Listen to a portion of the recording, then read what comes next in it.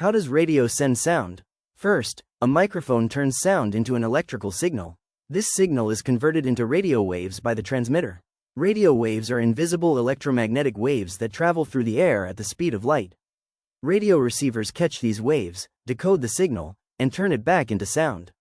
In short, sound becomes electricity, electricity becomes a wave, and the wave becomes sound again for us to hear.